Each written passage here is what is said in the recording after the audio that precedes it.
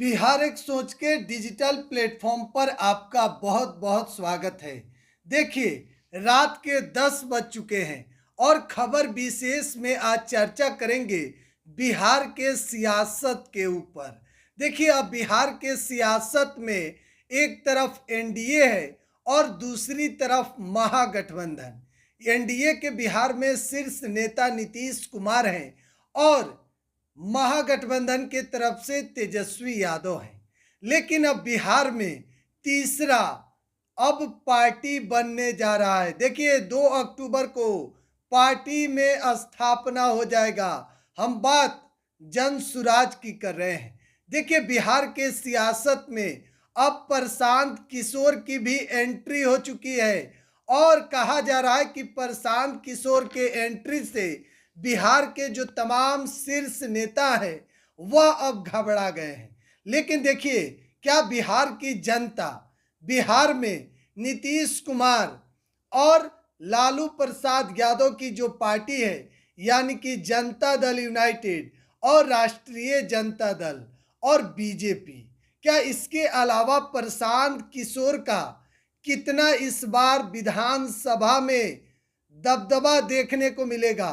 देखिए, प्रशांत किशोर पदयात्रा से शुरुआत किए और अब बिहार के तमाम विधानसभा सीटों पर अपना कैंडिडेट उतारने की बात कर रहे हैं।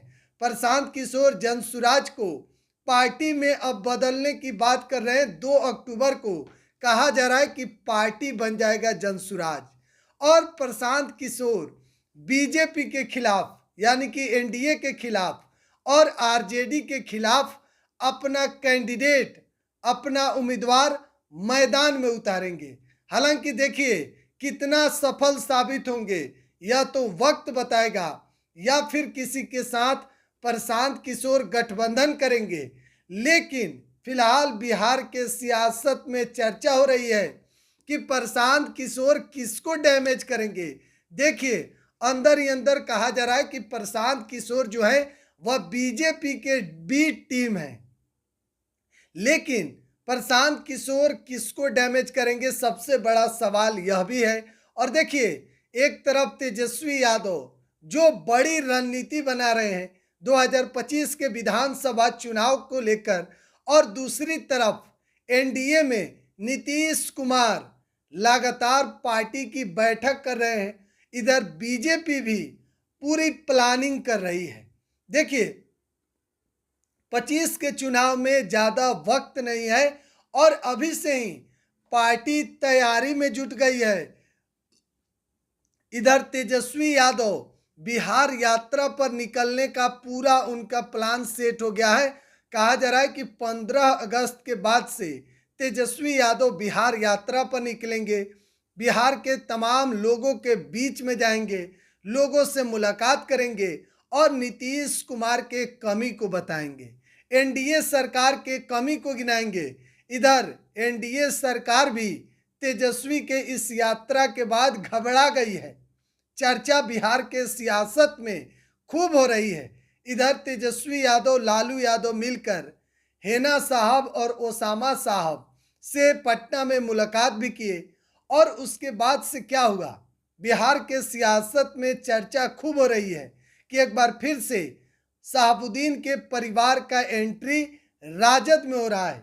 देखिए, साल 2014 और साल 2019 के लोकसभा चुनाव में हेना साहब आरजेडी के सिंबल से चुनाव लड़ी, लेकिन इस बार निर्दलीय चुनाव लड़ी और जब से शहाबुद्दीन का निधन हुआ उसके बाद से लालू परिवार और शहाबुद्दीन के परिवार की जो बीच की नज़दीकियाँ थी उसमें कहीं ना कहीं देखा गया कि दूरी बढ़ गई दोनों परिवार के बीच में। और लालू प्रसाद यादव पटना में मुलाकात करके दोनों परिवार के बीच की जो दूरी थी उसको कम करने की कोशिश की है।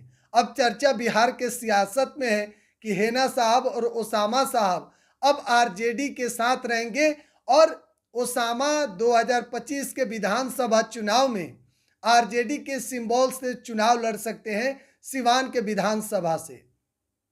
लेकिन सबसे बड़ा सवाल, इधर तेजस्वी प्लानिंग कर रहे हैं, उधर नीतीश कुमार और प्रशांत किशोर के बीच में एंट्री है। तो प्रशांत किशोर का रणनीति क्या है, कौन रणनीति पर प्रशांत किशोर काम कर रहे हैं और किसको सबसे ज़्यादा डैमेज करेंगे, सबसे बड़ा सवाल यह भी है। बहरहाल बिहार के सियासत की जो तमाम खबरें थी दिन भर की, वह हम आपको सबसे पहले बिहार एक सोच पर बताए हैं। लगातार एक एक अपडेट हम आपको दे रहे हैं। बिहार एक सोच के यूट्यूब चैनल पर बने रहें। बहुत बहुत धन्यवाद।